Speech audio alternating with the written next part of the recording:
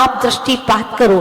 फिर समय सार ग्रंथराज कहता है कि कर्मों को भी मत दोष दो, कर्म के भीतर में कोई और कर्म का करता है, उसको दोष दो। कर्मों को करने वाला, कर्मों को निमंत्रण देने वाला, कर्मों को आमंत्रण दिया तुमने और बहुत ही अच्छे राग रंग के साथ में आमंत्रण दिया है कर्मों को, तो कर्म तो आएंगे ही आएंगे। जब कर्म आएंगे उदय में तो तरह तरह के फल देंगे। फिर तुम ये कहोगे कि कर्म ने हमें दोष दे दिया, तो ये अच्छी बात नहीं है। पर को दोषारोपण करना ये हमारी रीत नहीं है, ये ज्ञानी की रीत नहीं है कि पर को दोषारोपण करे। हम उनके कारण से दुखी हो गए, ये सोचना ही भ्रम है, सोचना ही दुख का कारण है। लिखा था स्वानुभूति शतक में कुछ समय पहले, जिसके पास नहीं सुख सुविधा उसको दुखी नहीं कहते। ध्यान से सुनिएगा, जिसके पास नहीं सुख सुविधा उसको दुखी नहीं कहते। अपने बिछुड़ गए हो उसको दुखी नहीं हम कह सकते। किसी के कोई अपने बिछुड़ गए हैं तो क्या हम उनको दुखी कह दें? जिसके पास में सुख सुविधा नहीं है क्या हम उनको दुखी कह दें? नहीं। एक एक शब्द को सुनिएगा कि सच्चाई क्या है। जिसके पास नहीं सुख सुविधा उसको दुखी नहीं कहते। अपने बिछुड़ गए हो उसको दुखी नहीं हम कह सकते। निज स्वभाव को भूल गया जो सचमुच दुखी कहता है। निज स्वभाव को भूल गया जो सचमुच दुखी कहता है। अपने को जो नहीं जानता वह आत्मा ही वह दुख ही दुख पाता है। निज को अपने को जो नहीं जानता वह दुख ही दुख पाता है। आज तक यह जीव दुख ही दुख पाता रहा। क्यों? मेन रीजन क्या था उसका? मूल भूल क्या थी? मूल में भूल ये थी कि इसने अपने आप को जाना नहीं, अपने स्वभाव को पहचाना नहीं। और स्वभाव को जान लेता कि मेरा रूप क्या है, मेरा स्वरूप क्या है, मेरा नेचर क्या है। आप लोग कहते हैं ना बहुत गंदा नेचर है इसका, वाक्य ही रॉन्ग है, आपका सेंटेंस रॉन्ग हो गया। इसका नेचर बहुत गंदा है। नेचर गंदा हो ही नहीं सकता। नेचर तो नेचर है, वो गंदा नहीं हो सकता। बहुत क्रोधी स्वभाव का है, नहीं, क्रोधी उसका स्वभाव हो नहीं सकता। स्वभाव है तो हमेशा टिकेगा। स्वभाव की परिभाषा क्या है? स्वभाव का लक्षण क्या है? जो स्वभाव है, अपना भाव है, जो कभी भी मिटता नहीं है, हर हाल में रहता ही है। क्या क्रोधी हमेशा कोई रह सकता है? कोई ऐसा व्यक्ति जो 24 घंटा कोप भवन में रहता हो?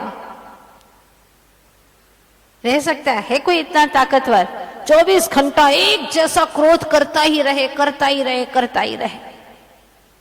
हाँ है ना कई लोग, लेकिन एक जैसा क्रोध कर ही नहीं सकते। होती है कई लोगों की आदत, छोटी छोटी बातों में क्रोध करते रहते, छोटी छोटी बातों में। चलते चलते ठोकर लग गया, कटोरी हिल गई इधर से उधर, गुस्सा आ गया। मान लो बच्चे ने ठोकर लगा दी तो गुस्सा आ गया, कपड़ा फट गया गुस्सा आ गया, गाड़ी चालू नहीं हो रही है गुस्सा आ गया, भोजन ढंग से नहीं बना गुस्सा आ गया, ग्राहक नहीं आए गुस्सा आ गया, समय पर बेटा नहीं आया दुकान पे गुस्सा आ गया। छोटी छोटी बातों में, जरा जरा सी बातों में। आपके गुजराती में क्या बोलते हैं? नानी नानी बात में है केम गुस्सो करवानो।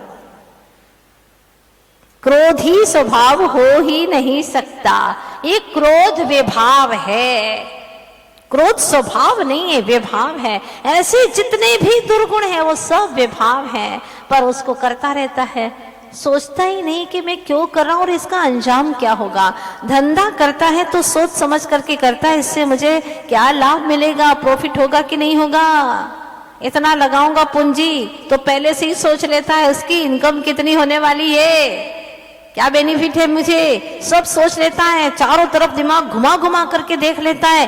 पैसों का फायदा तो देखता है लेकिन परिणामों का फायदा नहीं देखता है। कैसा कायदा है उसका, सोचो।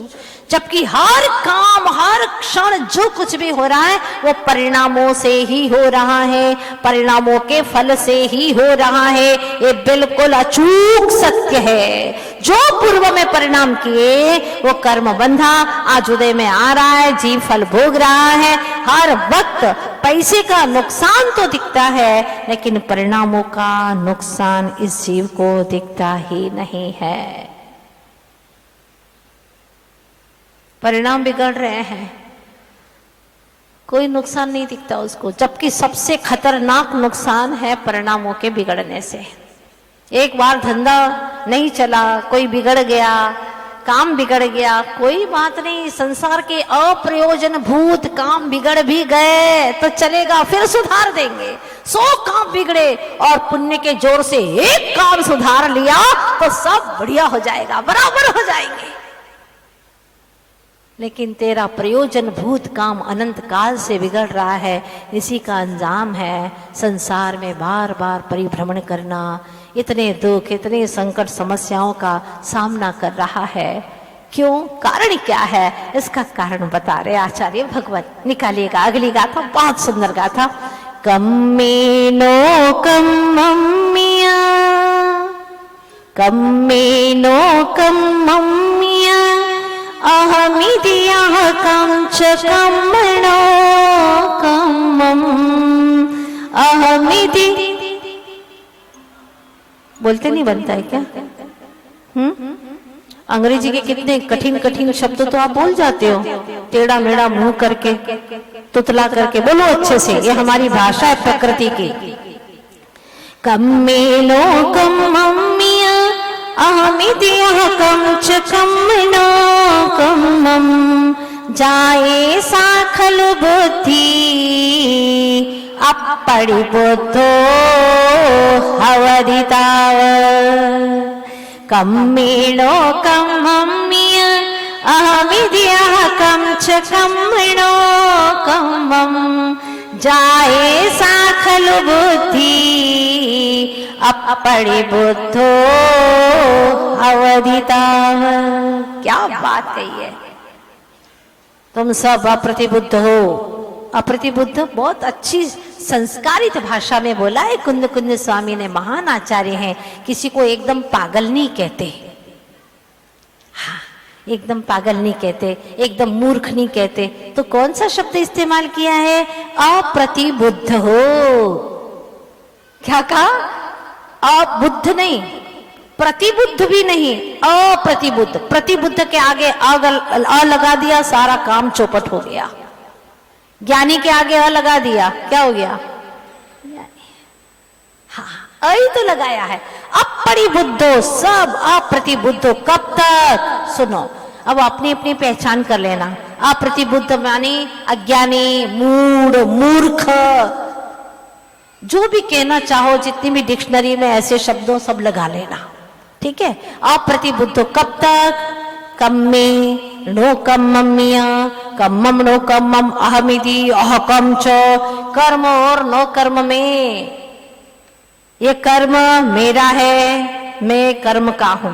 ये नो कर्म मेरा है, मैं नो कर्म का हूं। अब देखो, बहुत लंबा चौड़ा विस्तार है ये इसका। कर्म तो आप समझते हैं, ज्ञानावरण, दर्शनावरण, मोहनी, वेदनी, नाम, गोत्र, आयु और अंतराय, ठीक है ना। ये 8 कर्म हैं। इनको, ये मैं हूं, ये मेरे हैं, ये कर्म मेरे हैं, मैंने कर्म ऐसे किए, मेरे कर्म ही ऐसे हैं, करते हैं ना आप लोग। हाँ, वास्तव में कर्म मेरे हैं, मैं कर्म का हूं।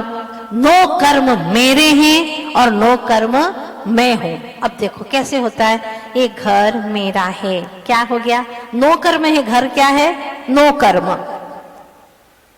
कर्म के सहायता से, नो कर्म की सहायता से कर्म उदय में आते हैं, ठीक है।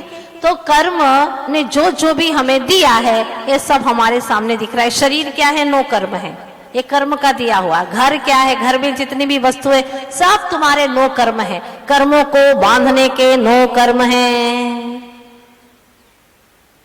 घर की चीजें देख करके खुश होते हो कि नहीं? ये अपना घर है, हमारा घर है। माता जी कितना भी हो, 1 महीना भी बाहर घूम के आए पर थकान सी लगती है जब तक अपने घर में ना आ। अपने घर में ही अच्छा लगता है, साता मिलती है। बेटे ने कहा माँ चलो, बड़ा बंगला बन गया है, वहीं रहेंगे। नहीं बेटा, मैं तो कच्ची झोपड़ी में ही अच्छी हूँ, मुझे तो वहीं अच्छा लगता है। रहते रहते आदतन हो गए, अब वहीं पर रहना अच्छा लगता है। नया घर चाहे कितना भी बड़ा तुमने बनाया हो, हमारे काम का नहीं। क्यों? क्योंकि वहीं पर आसक्त हो गया, अटैचमेंट हो गया। वही कमरा, वहां पर अपनी टूटी फूटी चीजें पर वही देखना अच्छा लगता है। कितना राग है, कुछ काम नहीं है। मैंने आपसे बार बार कहा घर को धर्मशाला बनाओ, और यहाँ बस यूनिवर्सिटी को इस बार तुम अपना घर बना दो, तुम्हारा उद्धार हो जाएगा, उद्धार हो जाएगा। तुम्हारा घर बना दो। यहाँ पर पर्युषण महापर्व आ रहा है, 10 दिन के लिए चाहे कुछ भी हो, लेकिन हमें शिविरार्थी बनना ही बनना है। घर बना लो यहाँ पर, क्या आनंद आएगा। नहीं, घर की याद आती है। हाँ, बहुत याद आती है। कैसा भी हो, फिर आपस में क्या बातें करती है पता है? देखो अपना घर तो अपना ही होता है ना।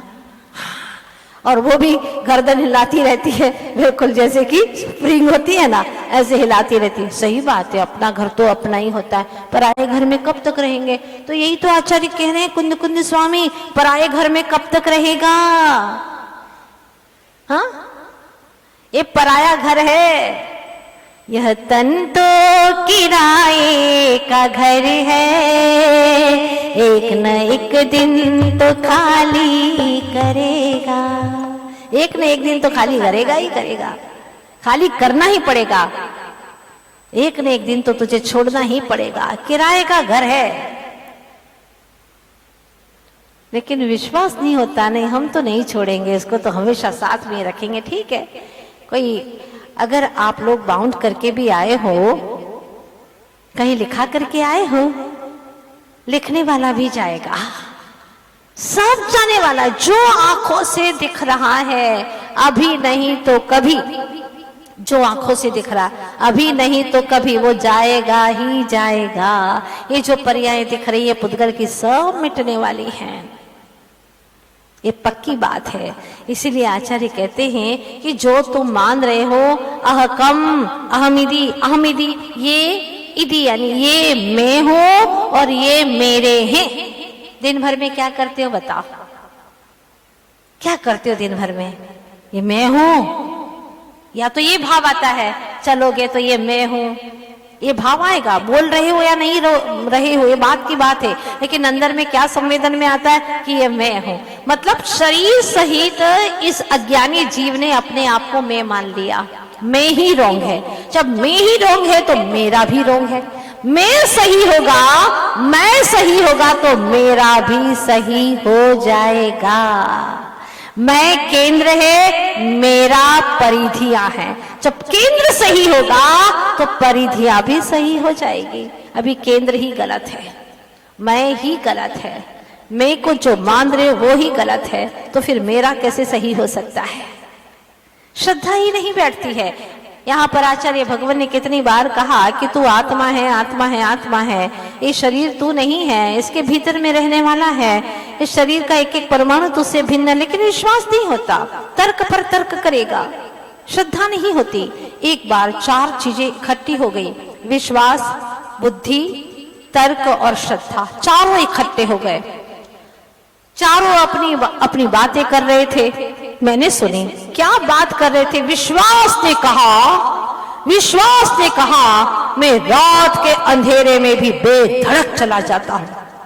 विश्वास ने कहा मैं रात के अंधेरे में भी बेधड़क चला जाता हूं। तो बुद्धि ने कहा मैं दिन के उजाले में भी भटका देती हूं, मैं दिन के उजाले में भी भटका देती हूं। तर्क ने कहा मैं बोलते हुए शंकर को भी कंकर साबित कर सकता हूं। तो श्रद्धा ने श्रद्धा से भर करके कहा कि मैं कंकर को भी शंकर साबित कर सकती हूँ। श्रद्धा में इतनी ताकत है कि पाषाण को भी भगवान साबित कर देती है, पाषाण में भी भगवान का दर्शन कर लेती है। इतनी ताकत है श्रद्धा में। श्रद्धा होना चाहिए, विश्वास होना चाहिए। वही तो हम नहीं बना पाते। सुनते बहुत हैं, सुनाते भी बहुत हैं, पर मानते नहीं है। यही तो अफसोस है ना। हाँ, अच्छा लगता है सुनना। फिर कोई लोग पूछते हैं क्या सुन करके आए? बहुत अच्छा सुन करके आए, आज तो ऐसा वैसा थोड़ा अपने भी नमक मिर्च लगा करके सुना देते हैं। अच्छा लगता है, सुनते भी हैं, हाँ सुनाते भी हैं, लेकिन कण भर भी ग्रहण नहीं करते हैं। मन भर सुनते हैं, कण भर सुना देते हैं, क्या बोलते, टन भर सुना देते हैं, लेकिन कण भर भी ग्रहण नहीं करते। यही तो अफसोस है। क्या होगा? आचार्य भगवान इतनी अच्छी अच्छी बात खोल करके हमें समझा रहे हैं कि हम क्या गलतियां कर रहे हैं। कम में नो कम मम्मियां, पूरे घर में तुम्हारे क्या है? नो कर्म है। घर में सारी चीजें, जितनी भी चीजें सुई से धागे से लगा करके जो भी चीजें, सब क्या है? नो कर्म है। कर्म बांधने के साधन हैं। कर्म उदय में आते हैं तो इनके निमित्त से आते हैं। ये सब नो कर्म है। और इकट्ठा किए जा रहे, और कबाड़ा इकट्ठा किए जा रहे। एक घर से काम नहीं चलता, 2-4 घर और चाहिए, और खरीदो, इन्वेस्ट करो, वेस्ट, अपनी लाइफ को इन्वेस्ट करो वेस्ट। इकट्ठा किए जा रहे। कोई बात नहीं, इकट्ठा कर लिया है। चक्रवर्ती के पास में भी 6 खंड का आधिपत्य रहता है, लेकिन उसमें आसक्त नहीं होता। एक वो है जिसके पास में जरा सी चीज है, पर उसमें भी इतनी आसक्ति है, कुछ भी नहीं है। 2 अटैची कपड़े हैं तुम्हारे पास में, अब कुछ काम नहीं है तो बैठे बैठे दरवाजा बंद करेंगे, हाँ अटैची खोलेंगे, फिर उसको देखेंगे कि कपड़ा निकालेंगे, तह खोलेंगे। क्या देखना उनको? पुद्गलों को क्या देखना है? क्या उसमें? कुछ भी नहीं। लेकिन फिर भी सेठ देखेंगे सारे, देख देख करके इतने खुश हो जाते हैं, इतने खुश हो जाते हैं कि डॉक्टर ने जो टेबलेट दी थी ना HB बढ़ाने की, वो भी भूल जाते। लेकिन उस दिन इतना HB बढ़ जाता है, उसका बिना खाए भी बढ़ जाता है। क्यों? हाँ, साता मिलती है। क्या चीजें हैं मेरे पास में, देखो। स्मृति से, दृश्य देखने से ये जीव सुखी अपने आप को मानता है, और स्मृति किसी की आ जाती है तो अपने आप को दुखी मान लेता है।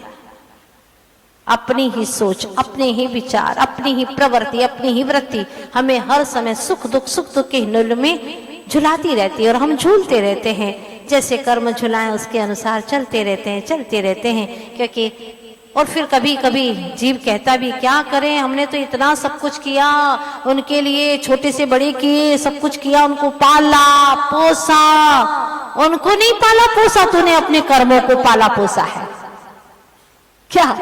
ऐसे ऐसे भाषा भी इतनी अच्छी बोलते हैं। माता जी क्या बताएं, हमने उनके बच्चों को पाला पोसा, इतने से थे उनको खींच खींच करके बड़ा किया, पर आज तक वो हमारे सामने देखते ही नहीं है, कुछ पूछते ही नहीं है हमें। तुमने उनको पाला पोसा कि कर्मों को पाला पोसा? सच बताओ। कर्मों को पाला पोसा, आज तुम इसीलिए दुखी हो रहे हो, इसीलिए इतने पीड़ित हो रहे हो, क्योंकि इतनी कर्ता बुद्धि आगे आने वाला है। कैसी कैसी कर्ता बुद्धि करके ये जीव दुखी होता है। दुखी होने के सारे आयाम आपने ढूंढ रखे हैं। दुखी होने के क्या क्या कारण हैं? देखो, अकेले थे सुखी थे, बोलो। 1 से 2 हो गए दुखी होने के कारण, तुमने खोजे। हमने तो कभी आशीर्वाद दिया नहीं था, तुम ही हुए ना। फिर 2 के 4 हुए, दुखी होने के साधन थे। गाड़ियां आ गई, टेंशन का कारण थी नहीं तो टेंशन था ही नहीं। एक्सीडेंट का कोई टेंशन नहीं था। फालतू के खर्चे, जीवों की घोर हिंसा, चलो ठीक है सब कुछ कर रहे हो तो। तुमने जितना जितना लश्कर इकट्ठा किया, उतना उतना दुख इकट्ठा किया कि नहीं, बताओ? पक्की बात है ना।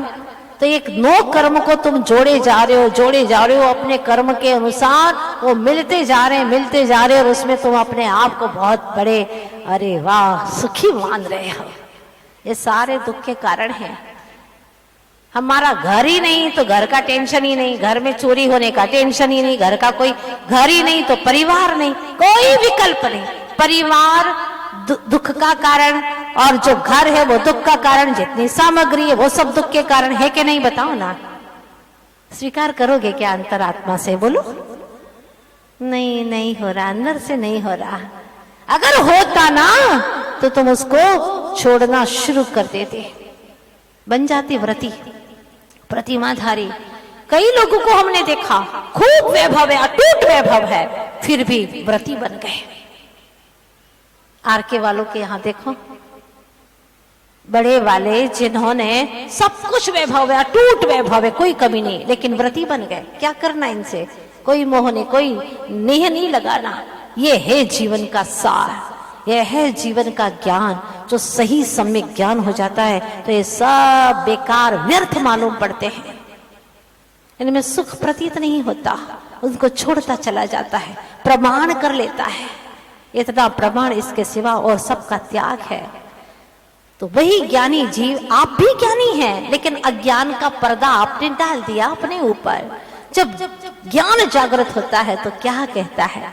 मुझे अब अच्छा नहीं लगता संसार में, ये कर्म नो कर्म को लपेट करके बहुत दुखी हो गया। मन गम तु नथी त्रिभुवन मां, मारो मन लाग्यो भगवन मां। कभी ये पंक्तियां तुम्हारे जहन से गुजरे, कितना अच्छा लगेगा। मन गम तु नथी त्रिभुवन मां, मारो मन लाग्यो भगवन मां। गाओ ना एक बार, दिल से गाओ। मन गम तु नथी त्रिभुवन मां, मारो मन लाग्यो। हूँ तो भटक रह्यो भवन मां, खोटो प्रेम या जग वैभव मां। हूँ तो भटक रह्यो भवन मां, खोटो प्रेम या जग बंधन मां। खेल समय गयो बचपन मां, मद नींद रयो यौवन मां। हमें जाग्यो मन तारी भक्ति प्रेम भजन मां, मारे जाऊ छे सिद्ध भवन मां, मारे जाऊ छे सिद्ध भवन मां। मन गमतो नथी त्रिभुवन मां, मारो मन लाग्यो। मैं आपको ले जा रही हूं बिल्कुल सही दिशा में, तीसरे मित्र की ओर। हाँ, पहला मित्र तो आपने बना दिया, कौन सा? जिसको दिन में कई बार मिलते हो और कर्म का बंधन करते हो। नो कर्म, नो कर्म, जिसको तुम अपना मित्र मानते हो। पहला शरीर जिसको दिन में कई बार देखा, लेकिन कहानी में क्या कहा था? क्या कहा था? मित्र ने कहा था कि मैं देखो दिन में कई बार तुमसे मिलता हूँ, कोर्ट में मेरा केस चल रहा है और मुझे गवाही चाहिए, प्लीज प्लीज प्लीज आप मुझे गवाही दे दो, कोर्ट तक चलो। उसने कहा जैसे आए हो वैसे उल्टे पैर लौट जाओ, वरना ऐसी बात कही थी उसने। शरीर भी यह जल करके राख हो जाता है, पर एक कदम भी साथ चलने वाला नहीं है, ये साथ नहीं चलने वाला। तो दूसरे मित्र के पास गया था, मौत का पैगाम आया था। हाँ, दबे दबे पाँव मौत आती है, आने दो, मौत जब आए तो मन मत घबराने दो। निश्चित ही मृत्यु से जीवन का अंत नहीं, प्राण मुखर होते हैं, देह बदल जाने दो। आ गई है मौत, कहती है लाओ गवाही दो, तुम्हारा अगली गति में ट्रांसफर करना है, क्या क्या अच्छे काम किए हैं जल्दी बताओ तुमने, और क्या क्या बुरे काम किए हैं। अब दूसरे मित्र के पास में जाता है, जिसको दिन में एक आध बार तो मिलता ही मिलता है। कौन है वह? परिवार के लोग। दिन में एक बार मिलते हो ना, परिवार के लोगों से शाम को मीटिंग होती है, बैठते हैं, कैसे हो, क्या है, खैरियत पूछते हैं एक दूसरे की। सुख दुख की बातें करते हैं, हाँ, जिनसे आप बात करते हैं, दिन में एक बार मिलते हैं, जब मौत का पैगाम आता है उससे कहा कि बोलो चलोगे ना साथ में गवाही देने के लिए। वो प्यारी प्राण प्रिया पत्नी कहती है मैं नहीं जा सकती आपके साथ में, लेकिन मैं जा रहा हूं, मेरा अंतिम समय आ गया है, बोलो गवाही दोगी? नहीं, हम तो क्या बोला था दूसरे मित्र ने, कोर्ट के दरवाजे तक जाएंगे, इसके आगे जाने वाले नहीं हैं। बस उसी प्रकार से कमला चलतन पेंड जाए मर घट तक परिवारा, अपने अपने सुख को रोवे। क्या सच पंक्तियां लिखी है। ये जीव क्यों रोता है कि इसने मेरा कुछ अच्छा नहीं किया है, मेरे साथ में ऐसा करते हैं वैसा करते हैं, क्यों रोता है? ये तो जगत की रीत है, ये ऐसा करेंगे क्योंकि संसारी हैं। संसारी जीव ऐसा नहीं करेंगे तो क्या मुक्त जीव करेंगे? संसार में तो ये होना ही होना है, यही तो संसार की रीत है। कोई तेरा ना हुआ है न तेरा कभी कोई हो सकता है। जब तू ही तेरा नहीं हुआ चेतनात्मन, तो और कोई तेरा कैसे होगा? सोच, तू ही तेरा नहीं हुआ, जिस दिन तू तेरा हो जाएगा, यानी मैं चेतनात्मा हूं ये ज्ञात हो जाएगा, तो ये भ्रम तेरा टूट जाएगा कि कोई मेरा क्यों नहीं हुआ, हो ही नहीं सकता। चाहे बचनों से दिलासा दे दे तुझे कि हम तुम्हारे हैं, तुम हमारे हो, हम तुम्हारे हैं, गा लो तुम संगीत कितना भी अच्छा, ये सिर्फ संगीत है, सिर्फ वचन है, तुम्हारा वो हो नहीं सकता। तुम इस शरीर के नहीं हुए क्या? अगर तुम इस शरीर के हुए होते तो अब साथ में लेकर के जाओगे, कभी छोड़ोगे नहीं। पहले वाला शरीर तुम छोड़ करके आ गए, ये प्रमाण है कि तुमने नया शरीर धारण किया, ये छोड़ करके जाओगे। तुम इस शरीर के नहीं हुए, तुम स्वयं इस शरीर के नहीं हुए, तो और कोई इस शरीर का हमेशा कैसे होगा? सोचो एकांत में बैठ करके। अखियां मन की खोल चेतन, अखियां ज्ञान की खोल और सोच विचार कर। जब तू ही इस शरीर का नहीं हुआ तो और तेरे इस शरीर के साथी कैसे होंगे? पहले वाला शरीर कैसा था? लोगों से पूछती हो ना, तो हमें याद करोगे ना जब हम चले जाएंगे? तो बोलो याद करोगे ना? वो भी कहता हाँ, क्यों नहीं याद करेंगे, बहुत याद आओगे तुम, मतलब तुम जाओ जल्दी से ताकि हम याद करेंगे तुम्हें। क्या है ये? हम तुम्हें याद करेंगे, इस जन्म में तो हम याद करेंगे, अगले जन्म में भी हम तुम्हें याद करेंगे, 7 जन्म तक हम याद करेंगे, जन्म जन्म तक हम तुम्हें याद करेंगे।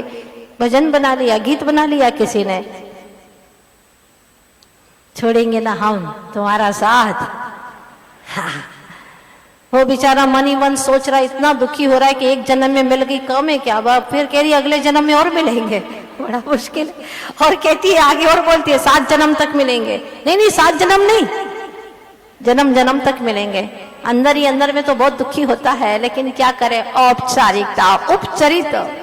सवेरे पढ़े ना आप लोग नए, उपचरित, सब औपचारिक है। जब तुमने इस शरीर को छोड़ा, पिछला शरीर छोड़ करके आए, तुम उस शरीर को याद करते हो क्या? कौन से शरीर में थे, कैसा शरीर था तुम्हारा? कुछ याद है तुम्हें? है किसी को याद? जब तुम्हें ही तुम्हारा शरीर याद नहीं, तुम पिछली पर्याय को तुम भूल गए, तो ये तो अदर है, ये तो भिन्न है तुमसे।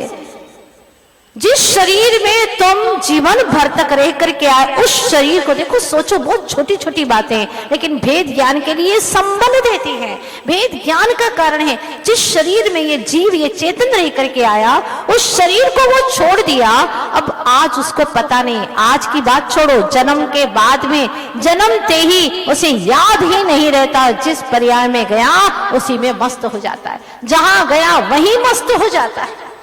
और ये अज्ञानी जीव जो मर गए, उनके लिए रोता रहता है, वो वहां मस्त हो गए, उनको पता ही नहीं है कि हम पिछली पर्याय में कहाँ थे, कैसे थे, कौन रो रहा हमारे नाम से, कोई पता नहीं, कोई मतलब नहीं किसी को। ये संसार है, संसरणम परिवर्तनम इति संसार।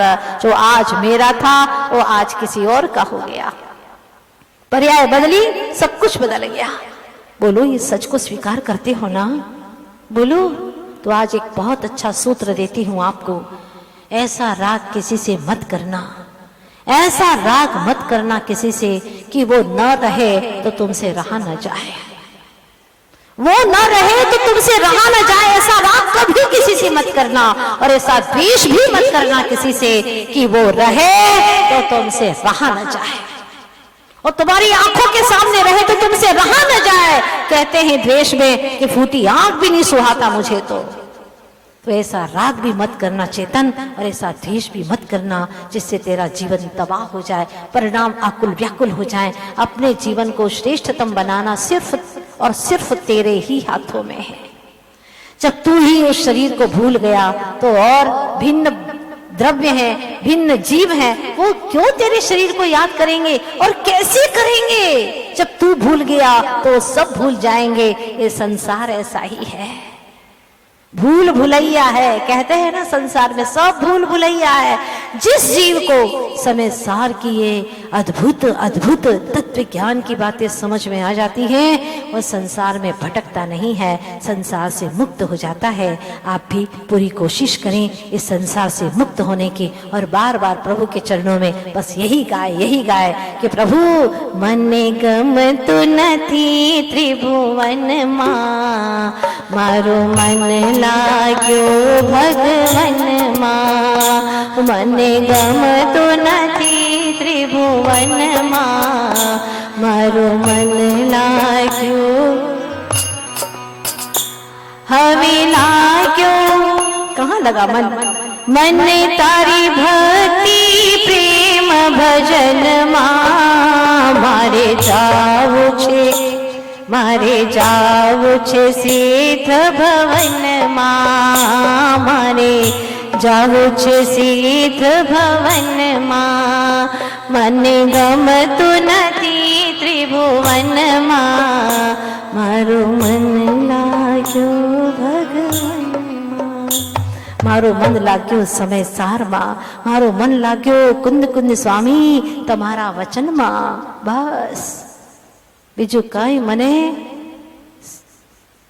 प्यारो नहीं लागतो, आ संसार मने नहीं गमतो, प्रभु नहीं गमतो। एक दिन ऐसा आए और तुम्हारे भीतर से आवाज आए कि संसार मुझे अच्छा नहीं लगता प्रभु, नहीं अच्छा लगता। निरंतर राग द्वेष करते करते थक गया हूँ प्रभु।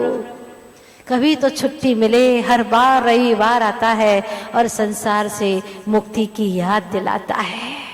संसार से कब छुट्टी मिले ये याद दिलाता है। कल फिर रविवार है और आप सभी लोग आएंगे, विशेष कार्यक्रम है, आपको ज्ञात है। सभी महिला कल दोपहर में विशेष प्रवचन में आएंगे और ठीक 2 बजे से कार्यक्रम शुरू होगा। गुरुदेव की महापूजन दोपहर में होने वाली है और इसके बाद में यहाँ बहुत अच्छे लोगों ने प्रतियोगिता के लिए अपने अपने विषय को तैयार किया है। वह जोड़ी के रूप में यहाँ पर अपना अपना कार्यक्रम देंगे। सभी लोग समय पर यहाँ पर दोपहर में आएंगे।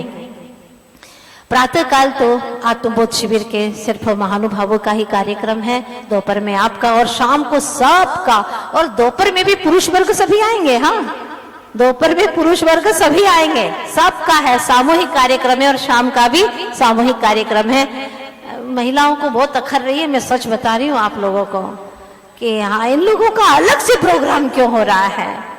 अखर तो रही है, आपका भी करेंगे हम, आपका भी अकेले का प्रोग्राम करेंगे, महिलाओं का बालिकाओं का जरूर करेंगे। हाँ, ताकि आप लोगों को भी लगेगा कि एक कार्यक्रम हमारा भी ऐसा हुआ, ये लोग नहीं आएंगे उस कार्यक्रम में।